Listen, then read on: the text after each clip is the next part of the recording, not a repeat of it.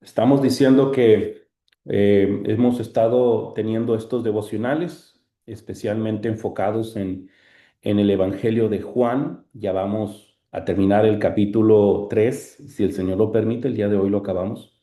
Y también es interesante porque ya, si no me equivoco, con esto viene siendo el video número 45 y apenas vamos en el capítulo 3. Entonces, ha sido de mucha bendición, hermanos, el estar estudiando, escudriñando, profundizando las escrituras, son de mucha bendición para nuestra alma. Deseo de corazón que estén con bien.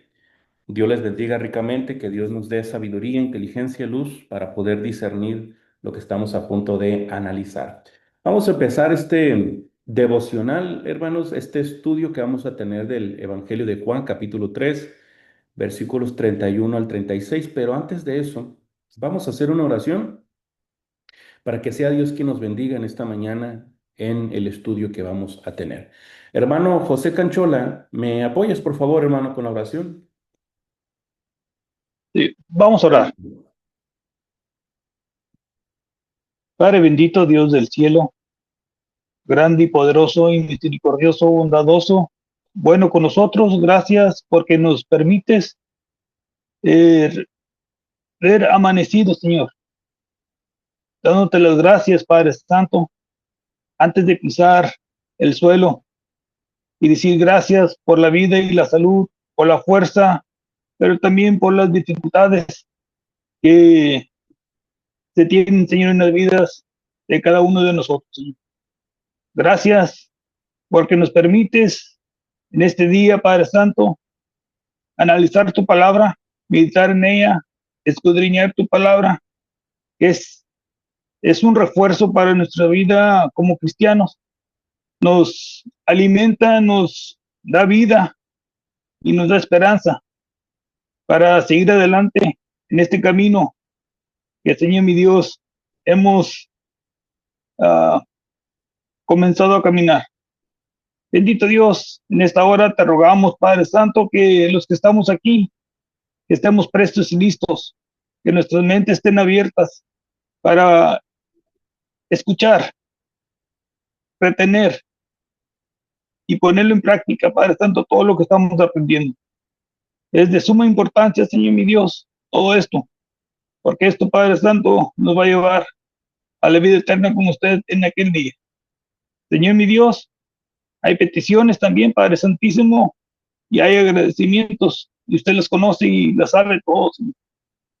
Hágase su santa voluntad. Todo esto, Padre Santo, lo ponemos en tus manos, en el nombre de tu Hijo amado Cristo Jesús.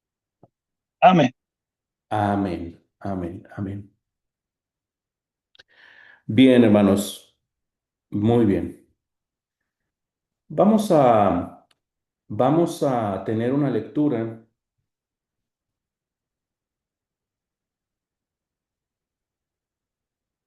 vamos a tener una lectura en los versículos 31, 32, 33, 34 y 35. ¿Sí? Le voy a pedir, vamos por orden, le voy a pedir a mi hermana Alma Rosa que me ayude con el versículo 31, hermana Lourdes, versículo 32. eh, Mi hermana Cecilia, el versículo 34, mi hermana Basilia, el 35, y mi hermana Erika, el versículo 36. No me brinca ninguno, ¿verdad? Ok, muy bien. Repito, 31 Alma Rosa, 32 Lourdes, 33, había dicho hermana Cecilia, el 33, el 33. El 34 nuestra hermana Basilia. Y el 35, nuestra hermana Erika, por favor.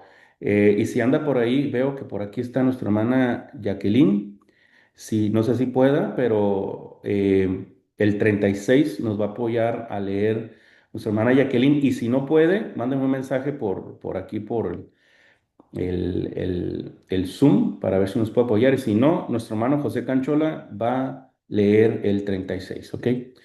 A ver, vamos a ver. Ok, gracias, hermana. Hermano José, el 36 usted, ¿ok? Bien, vamos a leerlo pausadamente y tranquilamente, ¿ok? Hermana Alma Rosa, ya sea que lo lea de mi pantalla o de su Biblia, adelante, hermana. Sí, buenos días, hermanos. El que de arriba viene es sobre todos el que es de la tierra, es terrenal, y cosas terrenales habla. El que viene del cielo es sobre todos. Y lo que vio y oyó, esto testifica, y nadie recibe su testimonio. El que recibe su testimonio, este atestigua que Dios es veraz. Porque el que Dios envió, las palabras de Dios habla, pues Dios no da el espíritu por medida.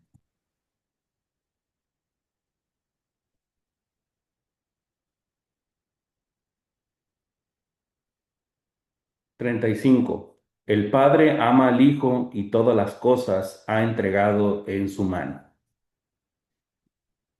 Hermano, El que cree en el Hijo, el que cree en el Hijo tiene vida eterna, pero el que rehúsa creer en el Hijo no verá la vida, sino que la ira de Dios está sobre él. muchas gracias, hermano. Muy amables todos. Gracias. Vamos a analizar esta porción del versículo 31, que es verdaderamente interesante, hermanos, y quiero decirlo en los siguientes términos.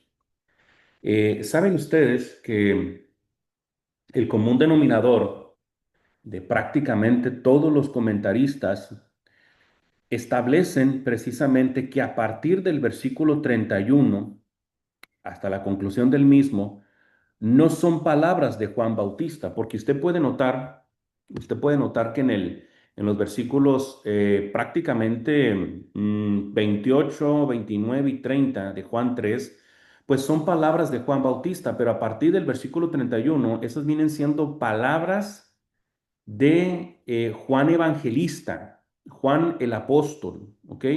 Esa parte es bien importante mencionarla. Ahora, el libro de Juan es un libro muy interesante porque pudiera considerarse como el primer comentario bíblico,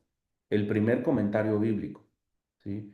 Porque él está haciendo precisamente una suma, un substractum, si usted quiere llamarle así, de todo lo que el Señor dijo, de todo lo que recogió precisamente de Juan Bautista. Ahora, también se comenta, también se dice que del versículo 16 al 21, Juan el evangelista, Juan el apóstol también hace su comentario.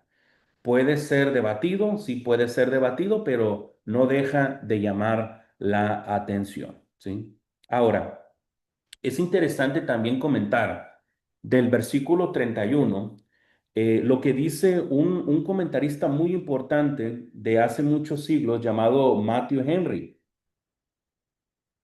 Matthew Henry habla sobre este versículo 31 y comenta lo siguiente. Tengamos en cuenta que Juan, el apóstol y autor del cuarto evangelio, no perdía de vista en la época en que estaba escribiendo su evangelio los restos de fanáticos seguidores de Juan Bautista. Es decir, hermanos, acuérdense, desde que empezamos del capítulo 1, el hermano Cristian y un servidor, hemos estado comentando que el libro de Juan es un libro, además de evangelístico, apologético, apologético de la defensa del evangelio, pero también de la persona y deidad de Jesús. ¿Por qué? Porque de las tantas ideologías que pudieran existir, había una que se levantó a favor de Juan Bautista.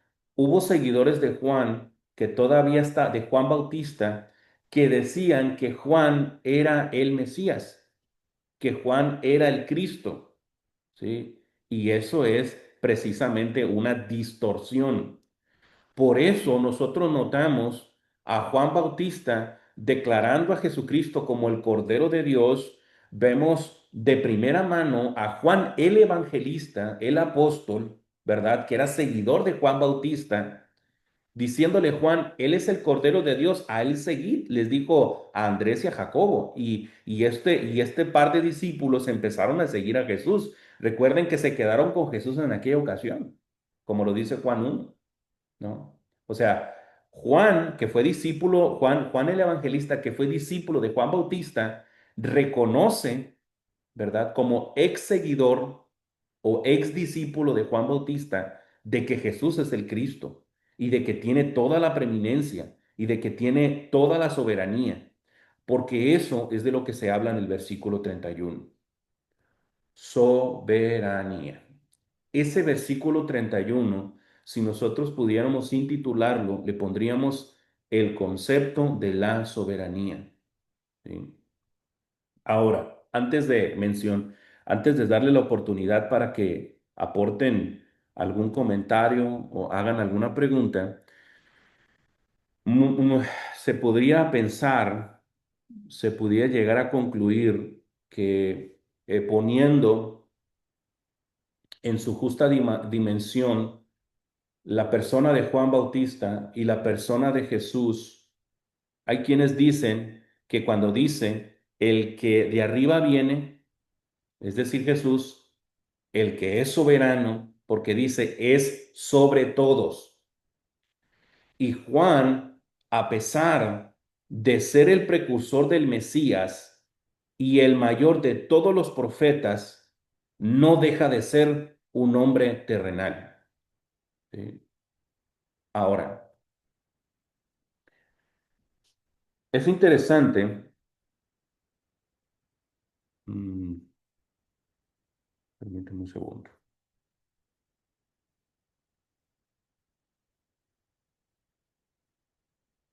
Ok,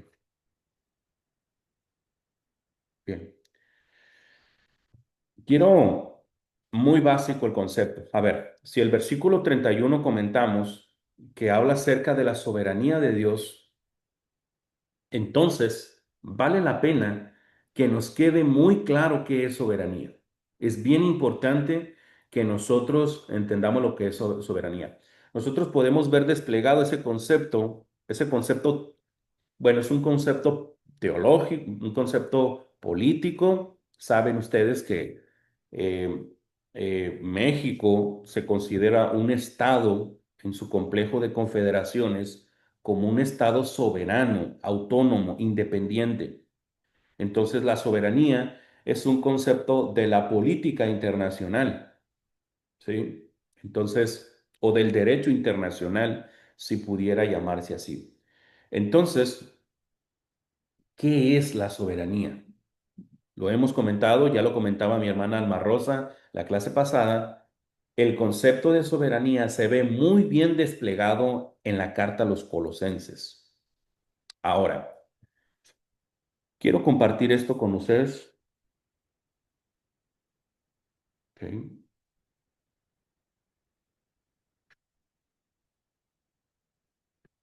ok. Aquí estamos compartiendo pantalla. ¿Sí? Dice, la palabra etimología viene la raíz de la palabra soberanía proviene del latín super omnia, que significa sobre todo o poder supremo.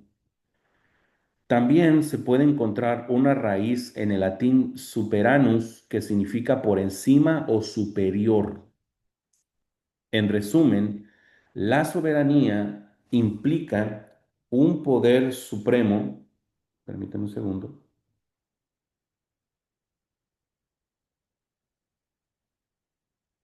Permítame un segundito, hermanos. Ok. Repito, también se puede encontrar una raíz que significa por encima o superior. En resumen, la soberanía implica un poder supremo o autoridad máxima que no está sometido a ningún otro poder. ¿Sí? Miren, y en suma, en resumen, La palabra soberanía etimológicamente se refiere a un poder, autoridad o dominio supremo independiente y no sometido a ninguna otra autoridad. Ese es el concepto que se amaga precisamente aquí. ¿Sí? Aquí viene, miren, es sobre todos. Y Juan apóstol, Juan evangelista, como que trata de enfatizar mucho esto, ¿no? El que viene de arriba, es decir, Jesucristo. ¿Sí? Ahora, hermanos, Jesucristo es soberano. Esa es una de sus perfecciones, en vez de decir cualidades o virtudes, más sobresalientes, además de la santidad, el amor, la misericordia. Pero la soberanía habla de que nadie puede estar por encima de Jesús. Por eso es inconcebible decir la pregunta absurda que dicen, ¿quién creó a Dios? Dicen. No, nadie creó a Dios. Dios es, siempre ha sido. Ahora, hermanos, me gustaría preguntarles, piensen en esto.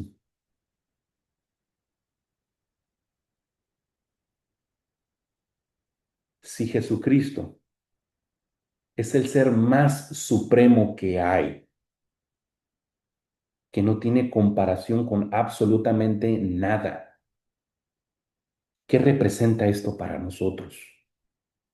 ¿Qué significa para nosotros esto? Los escucho, hermanos.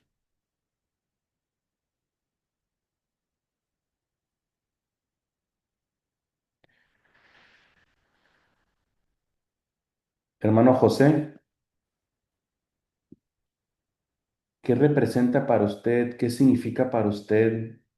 ¿Qué confianza le da de que Jesús sea el soberano de todo el universo?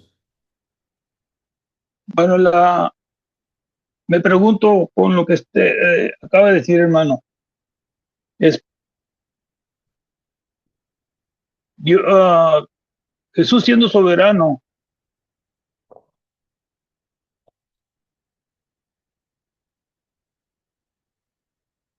es que es fácil entenderlo y un poquito difícil para explicarlo, pero eh, para mí Jesús representa mi salvación.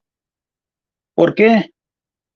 Porque siendo el soberano, que no está sujeto a nadie más, que Él dio su vida por nosotros, Él la quiso dar por nosotros, no tenía que haberla dado, o sea, no estaba obligado, pero por este amor, que es amor único de parte de Él, siendo Él soberano, que no está bajo nadie, que Él la puso así delante de uno, con esta, como dicen, gratuitamente, parece que le dicen así. Entonces, para mí eso representa uh, importantísimo en mi vida como cristiano,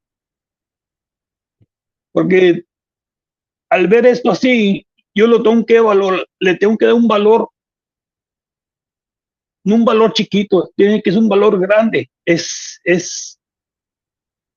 inmenso esta soberanía de Dios, esta soberanía de Jesús, que se dispuso a salvarme a mí. En lo personal, yo lo tomo muy personal, lo tomo muy personal. Entonces, si Él, siendo un Dios soberano, y estuvo dispuesto a hacer todo eso por mí, pues, ¿qué puedo yo hacer por Él? Lo mínimo es obedecer, hacer la voluntad de Él, porque Él siendo soberano, nadie le dijo, hey, a esto no, a esto sí. Él tomó ¿cómo le puedo decir? Estoy tratando de traducirlo del inglés al español de volar, pero no se me da. Pero estuvo dispuesto, se dispuso a sí mismo por nosotros. Este, ojalá que me entiendan lo que le quiero entender, hermano. Para mí eso es lo que representa la soberanía de Dios, que Él tuvo dispuesto a dar su vida uh, por mí, y que no se limitó y no estuvo bajo nadie que le estuviera diciendo, no, a este no, a este sí. No hizo, en otras palabras, no fue parcial o imparcial, es la palabra correcta. No fue parcial, más bien fue Fue imparcial. imparcial. ¿Es correcto? Antes de darle el lugar a mi hermana Alma Rosa, qué gran ejemplo nos da el maestro al ser el soberano y a- al, al, al ser lo más excelentísimo que hay, se rebaja a tal nivel de que se convierte en maldición por nosotros, tomando nuestro lugar en el madero. Lo vemos al servir a otros, lo vemos al lavarle los pies a sus discípulos en todos esos actos de servicio. Entonces, un gran ejemplo nos da el Señor, que la grandeza del ser humano está en servir a otros. Pero es interesante lo que dice también mi hermano José, porque inclusive, por más buenos que creamos que somos, como dice el profeta Isaías, nuestras obras vienen siendo como trapos de inmundicia, aunque hagamos el bien. O como dijo Pablo, siervos inútiles somos, porque lo que deberíamos estar haciendo es lo que estamos haciendo. Como siervos, lo que tenemos que estar haciendo, apenas lo hacemos. Tampoco, no hay razón para sentirse orgulloso, sino hay que correr la segunda milla. Entonces, y llevar la vida al extremo. Yo sé que es difícil a veces entenderlo, pero hay bastante que nos enseña la soberanía del maestro. Hermana Alma Rosa, adelante, hermana. Así es, hermano. Yo en mi percepción veo la situación de, recuerdo que tenemos lo que es Dios encarnado. Si Dios es soberano, en sí hizo todo el universo, nos hizo a todos, hizo todo para que estuviera de manera plena para el plan que Él tenía. Claro. Y de alguna manera, conforme vemos en la historia del Antiguo Testamento, cómo Él quiso darse a conocer por medio de los profetas, y no llegando nosotros a comprender como carne, fue de manera de que también su plan estuvo en hacerse en carne Él. Entonces, su soberanía absoluta pasa a ser de manera igual en el Hijo, para que le conozcamos, para que le tengamos la confianza a Él, para que le creamos, para que veamos que Él va a hacer todo por nosotros, esa salvación, esa vida eterna que se nos está dando como promesa, como compromiso, a- dependiendo de la manera, de la actitud que nosotros tengamos para con Él, porque como usted decía anteriormente, hay un libre albedrío y depende de nosotros el querer hacerlo o no querer hacerlo, pero Ujú. sabiendo que Él es el soberano, pues deberíamos de hacerlo, porque de hecho, si Él quisiera, Él nos haría que hiciéramos las cosas. Sin embargo, nos sigue dando ese libre albedrío para que nos acerquemos a Él de manera de convicción, de creerle, de que así va a pasar todo lo que Él está prometiendo para con nosotros. Por ejemplo, en Juan 1:18 dice, a Dios nadie le vio jamás, el unigénito Hijo que está en el seno del Padre, Él le ha dado a conocer. Por lo tanto, ambos son los soberanos. Es mi comentario, hermano. Claro que sí, y comparten prácticamente la deidad, la soberanía, ¿no? Entonces, porque las perfecciones que tiene el Padre definitivamente las tiene el Hijo, ¿no? En definitiva, ¿no? Entonces, qué otras cosas despiertan en nosotros el pensar en la soberanía de Dios, en la soberanía de Jesucristo? ¿Qué les parece el temor? El temor. Obviamente que cuando hablamos de temor, hermana Cecilia, El respeto reverente, el respeto reverente, la inclusive el obediencia. terror y el miedo, ¿por qué no? Pues claro, que nuestra vida esté en sus manos, en definitiva. Entonces, eso quiere decir que la persona, y disculpen la expresión, la persona más terrorífica, no por su aspecto, sino por ese poder soberano que tiene, ¿verdad?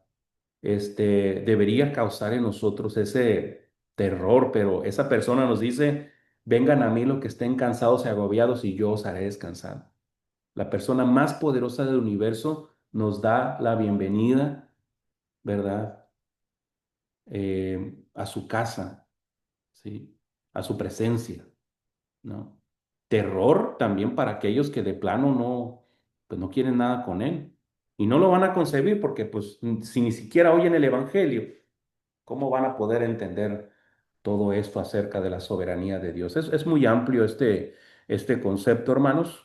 Y, y bien, continuando con esto, continuando, ¿hay algún otro comentario que quieran abonar, hermanos, antes de continuar? Bien, continuemos entonces. Juan capítulo, ¿cómo que la canción? Juan capítulo 3 versículo 32.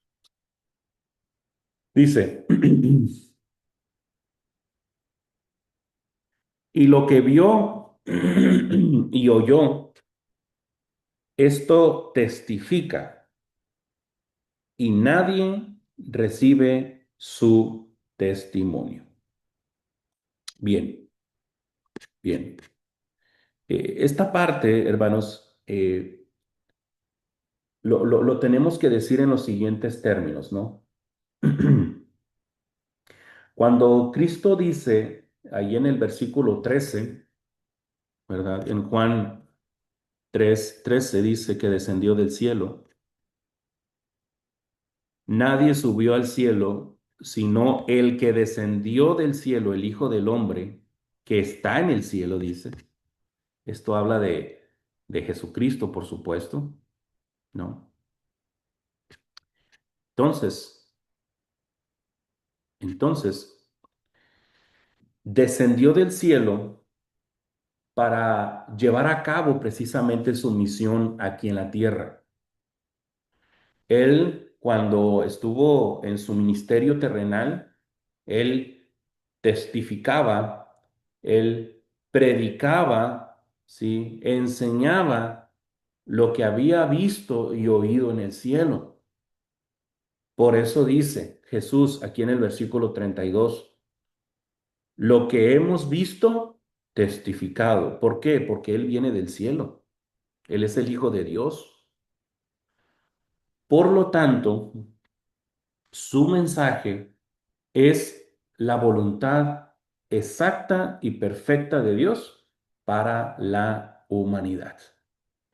Y esa parte es verdaderamente interesante, ¿no?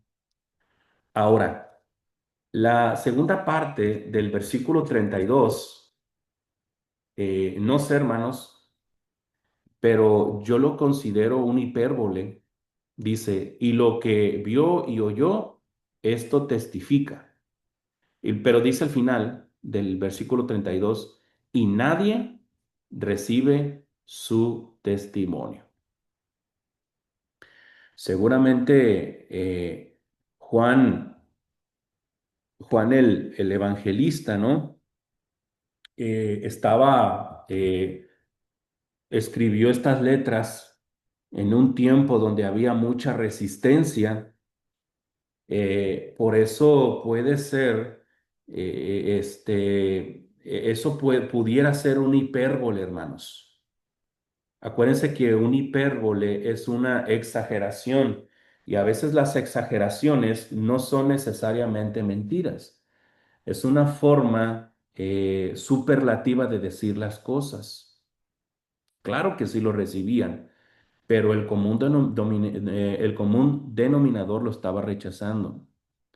Porque mire cómo el versículo 33 dice, el que recibe su testimonio, dice, el que recibe su testimonio. Ahí ya nosotros tenemos una condicionante. Pero vamos allá al versículo 33. Vamos allá al versículo 33. Dice, el que recibe su testimonio, este atestigua que Dios es veraz. No, que Dios es veraz.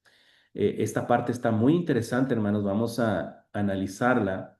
Nosotros en el versículo 33, nosotros vemos estos artículos condicionantes, ¿sí? Llaman mucho la atención, ¿sí? El que esos versículos, esos artículos condicionantes, ¿sí?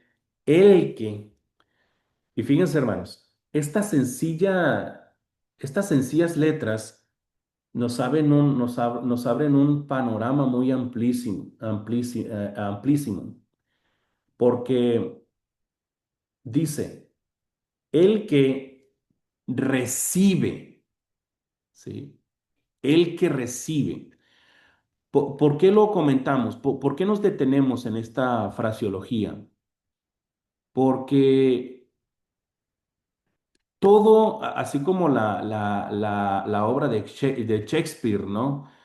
Ser o no ser, en este aspecto sería recibir o no recibir, ¿no? El testimonio de Jesucristo. Ahí está la clave de todo, hermanos. El que recibe. ¿Por qué? Porque se puede recibir el testimonio de Jesucristo o no se puede recibir el testimonio de Jesucristo. Y para ello vamos a tener una lectura ahí en la primera carta de Juan, capítulo 5, versículos 9 al 12. Hermano Horacio, Adelante, hermano. una preguntita. Ahí en la última parte de este verso 32, que dice, nadie recibe su testimonio. O sea, pocos son los que creen. En otras palabras, Definitivamente, hermano, la hipérbole es una expresión superlativa que nos refiere particularmente que siempre va a ser minoría, hermanos. Efectivamente, pocos lo estaban recibiendo. Fíjense, hermanos, inclusive en términos, por ejemplo, en los eventos de Hechos 2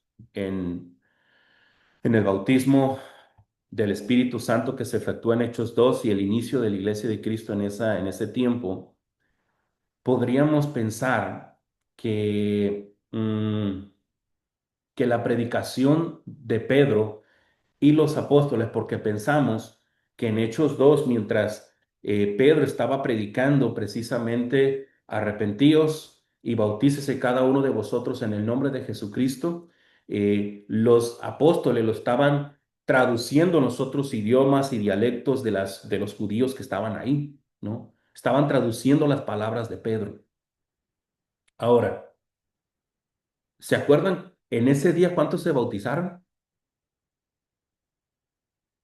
3,000. 3,000 personas. 3,000 personas. Saben que hay estudios que reflejan que en una festividad como Pentecostés o fiestas que se desarrollaban en Jerusalén, podían llegar alrededor de 1 millón de judíos. Ahora con la comparativa, yo les pregunto, tienes 1 millón de judíos, pero bautizaste a 3,000 personas. ¿Fueron muchos? Si nosotros consideramos el milloncito. No. Sí es un buen porcentaje. para nosotros. Pero viendo la cantidad de gente que iba a Jerusalén, hubo mucha gente, así como lo aceptó, mucha gente lo rechazó. ¿Dónde quedaron los demás? ¿Verdad? Eso nos hace pensar. 1%, ¿Mande? ni el 1%. Ni el 1%. Ujú. Interesante, ¿no? Ahora, siempre va a ser minoría, hermano José. Sí, acuérdense del porcentaje de los 10 leprosos. De los 10 que sanó el Señor, solamente regresó uno. Sí. Entonces, siempre será minoría. Por eso, la hipérbole que utiliza Juan, el evangelista, nadie lo recibió. ¿Sí? Y no sabemos cómo estaba la situación. Creemos, pensamos que el evangelio de Juan fue escrito en Éfeso. No sé si en ese tiempo había mucha dureza en ese aspecto, ¿no? Podría ser. Y yo creo que eso lo podemos experimentar en los lugares donde vivimos, ¿no? En las colonias donde estamos viviendo, donde hemos ido a evangelizar, la dureza que hay de la gente, la dureza que hay, ¿sí? Parece ser que nadie recibe el testimonio de Jesucristo. La palabra testimonio, martiria, es una palabra muy amplia, hermanos. Puede ser una metonimia, puede referirse al Evangelio, puede referirse a la vida y obra de Jesucristo, puede referirse a su acto expiatorio en la cruz del Calvario, puede significar un montón de cosas, pero prácticamente lo que entendemos en esta parte que es la enseñanza de Jesús, la revelación de Jesús. Pero tenemos que continuar, tenemos que continuar. Mire, vamos, anda por ahí mi hermana Erika Figueroa, ¿está por ahí mi hermana? ¿Puede leer o anda ocupada, hermana? Buenos días, hermano. Sí, Ok. em, Se escuchan muchos pajaritos con mi hermana Erika, ¿no? sí. ¿Cuál dijo, hermano? Disculpen. Sí, aquí se lo voy a poner, hermana. Va a Ok, ser porque la primer carta de Juan, capítulo 5, ujú, versículos 9 al 12, hermana, por favor. Primer carta de Juan, capítulo 5, versículos 9, 10, 11 y 12, por favor. sí, hermano. Dice la palabra de nuestro Dios de esta forma. Si recibimos el testimonio de los hombres, mayor es el testimonio de Dios, porque este es el testimonio con que Dios ha testificado acerca de su Hijo. El que cree en el Hijo de Dios tiene el testimonio en sí mismo. El que no cree a Dios le ha hecho mentiroso, porque no ha creído en el testimonio que Dios ha dado acerca de su Hijo. Y este es el testimonio, que Dios nos ha dado vida eterna, y esta vida está en su Hijo. El que tiene al Hijo, tiene la vida. El que no tiene al Hijo de Dios, no tiene la vida. Gracias, hermana. Gracias por la lectura. Entonces, hermanos, el versículo 33, vamos a regresar. Juan, capítulo 3, versículo 33, ¿sí? Dice, el que recibe su testimonio, dice, este atestigua que Dios es veraz. Hay otras cosas que nosotros tenemos que ejemplificar aquí. Por ejemplo, la palabra recibir que viene aquí, recibe, ¿sí? La palabra griega labón, que significa llegar a creer, recibir es llegar a creer, o también aceptar y recibir algo como verdadero. Repito, la expresión recibe significa llegar a creer, aceptar y recibir algo como verdadero. Ese es el argumento que se maneja también en el capítulo 1, versículo 12. Dice, mas a todos los que le recibieron, a los que creen en su nombre, ¿qué es recibir? Creer en su nombre, en su autoridad, en su soberanía. Les dio potestad de ser hechos hijos de Dios, dice. Ese tema creo que lo tratamos de manera sobreabundante en estudios anteriores, ¿sí? Entonces, continuando con esto, ¿sí? El que recibe este testimonio atestigua que Dios es veraz. Quiere decir, hermanos, que si nosotros no aceptamos o no recibimos, y ahorita lo vamos a decir de qué forma se recibe,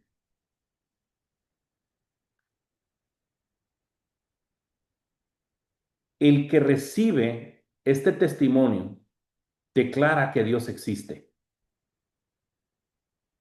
La pregunta es, ¿cómo? Ahora, fíjense, hermanos, hay una palabra, esta palabra atestigua.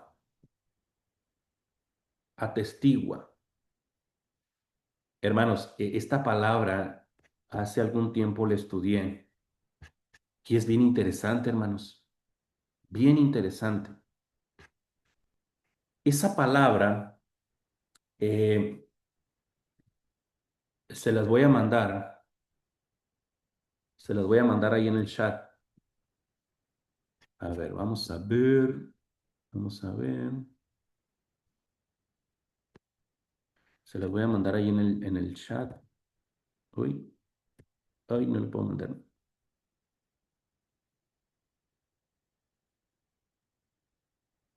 Les voy a mandar la palabrita que es. Bueno, no puedo, hermano. Disculpe. Se las voy a poner aquí. Déjenme ponérselas por acá.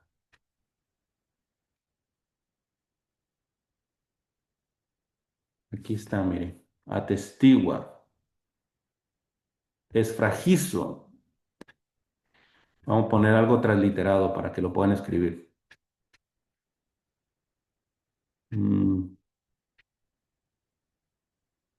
Permíteme un segundo.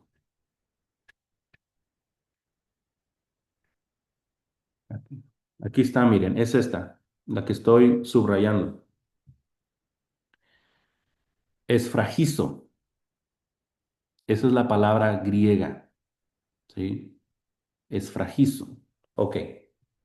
Si ya la copiaron, quiero comentar lo siguiente sobre esto.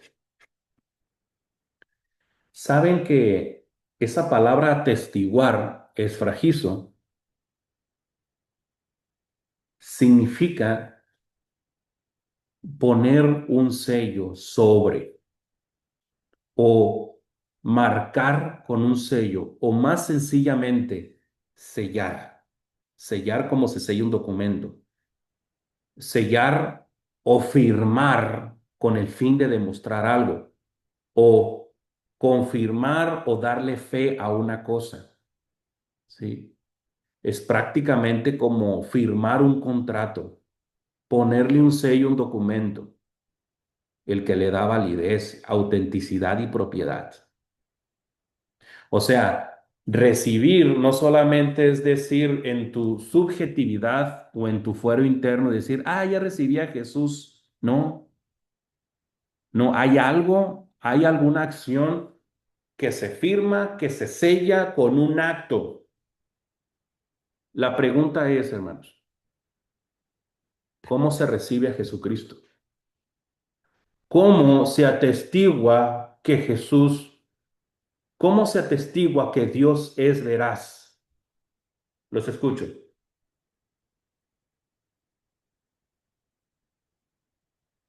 Ahí está hablando de algo importante, hermanos. ¿Qué creen? Con un cambio de vida, hermanos. ¿Perdón, hermana? Cambio de vida, Ok. cambio de actitud, cambio de pensamientos mundanos, pues una vida completamente diferente. Hermana, pero antes de todo eso, hay un acto en lo particular que sella todo lo que usted todo lo que uno tiene que desarrollar a partir de ese momento. El evangelio, el bautismo. El bautismo. Bautismo. El bautismo es el que marca y sella, ¿verdad? El compromiso con Dios. Prácticamente, la palabra esfragizo prácticamente, hermanos, está hablando acerca de pactar y hacer una alianza con Dios, hermanos. Y también es correcto lo que usted dice, hermana Lourdes. Una persona puede comprometerse con Dios a través del bautismo, pero con su vida no atestiguar que Dios es veraz. En más, un cristiano que se ufana ser cristiano y lleva una vida perdida y alejada de Dios, ¿sí?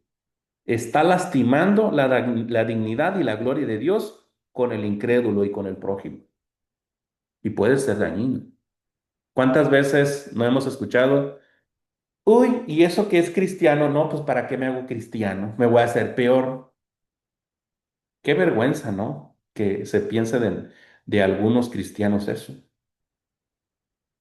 Entonces, esto es verdaderamente interesante, hermanos, cuando se escudriña de esa manera. ¿Algo que quieran comentar, preguntar, hermanos, antes de continuar?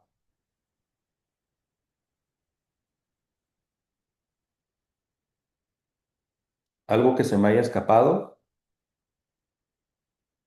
¿Todo bien? Bien, ok. Continuemos entonces.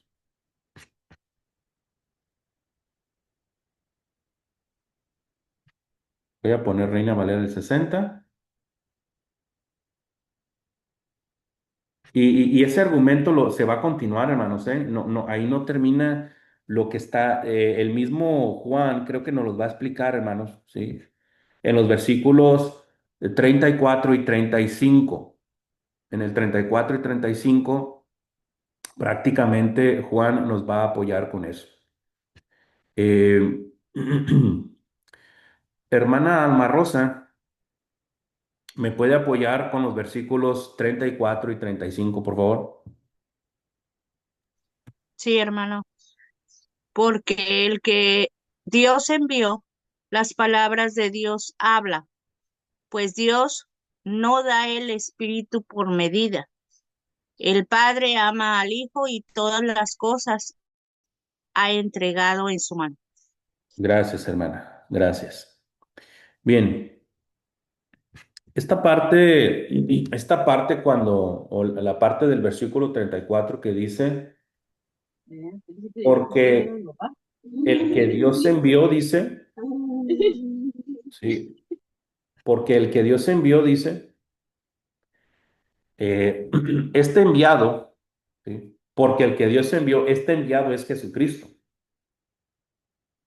Él es el Cristo, él es el Mesías. Fue enviado por Dios.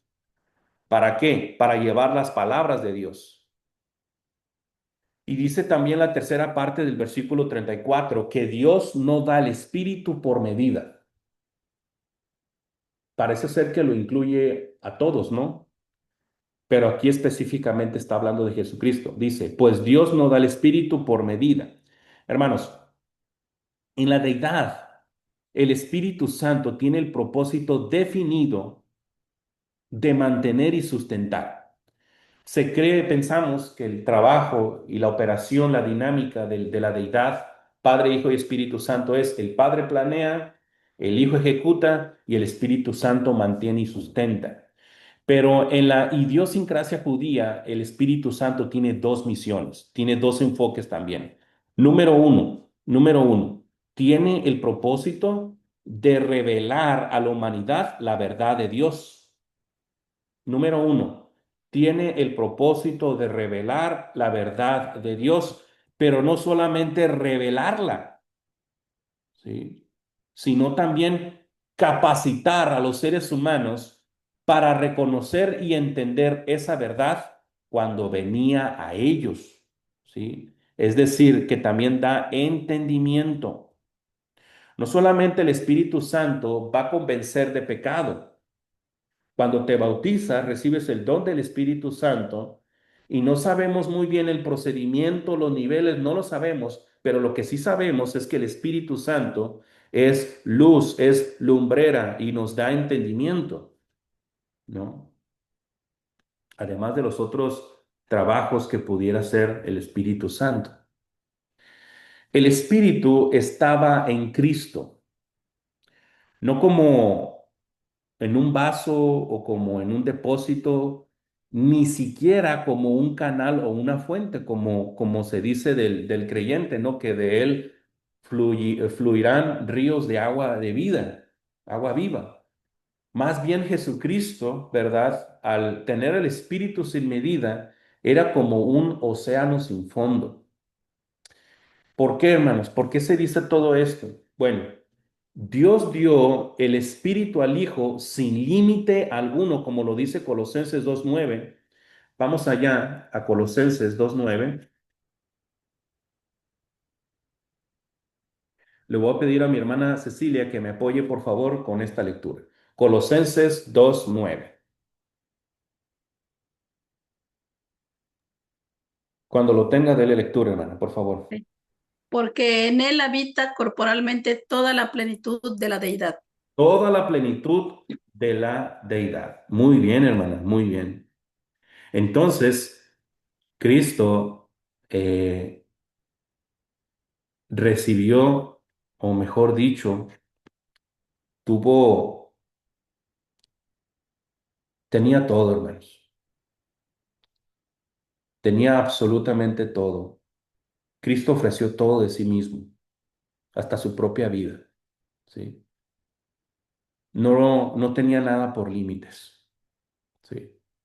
Entonces, pero todo esto que acabamos de decir, todo lo que hemos comentado, no podrá ser decorado o sellado o terminado o resumido, sintetizado, si no vemos el versículo 36. Pienso, hermanos, sabemos que un versículo importante es Juan 3:16 del capítulo 3, pero pienso que el versículo clave que engloba, resume, que prácticamente es la quinta esencia de todo el capítulo 3 es el versículo 36. Mire, vamos a leerlo. Hermana Lourdes, me apoya por favor con el versículo 36, Juan capítulo 3, versículo 36. Sí, dice, el, el que cree en el Hijo tiene vida eterna, pero el que rehúsa creer en el Hijo no verá la vida, sino que la ira de Dios está sobre él. Eso resume prácticamente todo el capítulo 3, hermanos. Porque estas son las dos grandes opciones. En este versículo 36 se nos presentan dos grandes opciones: creer o rehusar creer. Creer o no creer. Ese es el gran dilema. O en esta comparativa es creer o rehusar creer, o vida eterna o ira de Dios. ¿Sí? Esto prácticamente, hermanos, ataca la idea de la gracia irresistible de los calvinistas, porque se tiene que decidir, hermanos. Acuérdense que la omisión también es una forma de rehusar creer, porque uno podría decir, yo creo, y uno puede decir, no, pues es que a mí no me importa si creo o no creo, a mí me da igual, para mí no. O sea, si tú crees que estás en medio o eres omiso, tú eres parte de los que se rehúsan creer y se merece la ira de Dios, la ira eterna de Dios. Ahora, es interesante en esta parte, hermanos, ¿sí?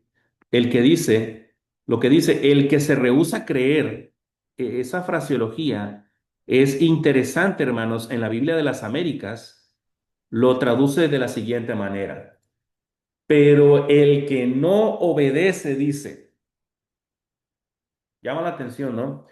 Cuando dice, pero el que rehúsa creer, la Biblia de las Américas lo traduce así: pero el que no obedece. El que no obedece. Obviamente, hermanos, está hablando del Evangelio. Y termino con esto.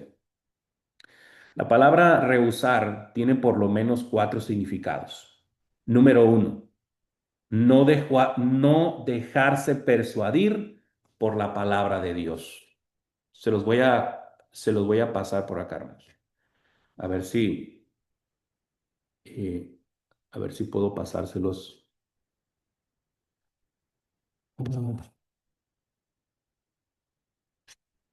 A ver.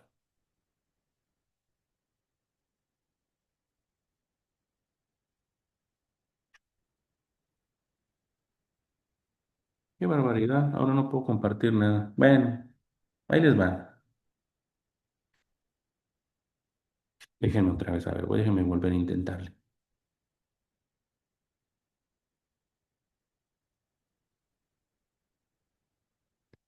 No, ahí luego se los compartimos. Pero para los que están apuntando, ahí les va. Número 1. Bueno, la palabra rehusar tiene por lo menos 4 significados. Número 1, no dejarse persuadir por la palabra de Dios. Número 1, no dejarse persuadir por la palabra de Dios. Número 2, rechazar o negar la creencia. Rechazar o negar la creencia en Jesucristo como Hijo de Dios. Número 2, rechazar o negar la creencia en Jesucristo como Hijo de Dios. Número 3, rechazar la creencia y la obediencia al Evangelio. Número 3, rechazar la creencia y la obediencia al Evangelio. Y número 4, no cumplir con. La palabra rehusar en el griego significa no cumplir con. Eso significa. Ahora, ¿no cumplir con qué? Pues con el orden lógico de la salvación. ¿Cuál es el orden lógico de la salvación? Oír, creer, arrepentirse, confesarse, con la confesión de fe, bautismo y fidelidad. Es no cumplir con los elementos de la salvación. Muy bien, hermanos, muy bien. ¿Alguna pregunta, comentario antes de retirarnos, hermanos? Ya estamos sobre el tiempo. Pregunta, comentario, queja también. Pues para mí quedó bien claro, hermano, todo lo que se dijo. Gloria a Dios. Claro. Gloria a Dios por ello. Bueno, muy bien. Vamos a terminar entonces con una oración. Vamos a orar, hermanos. Oremos. Vamos a orar.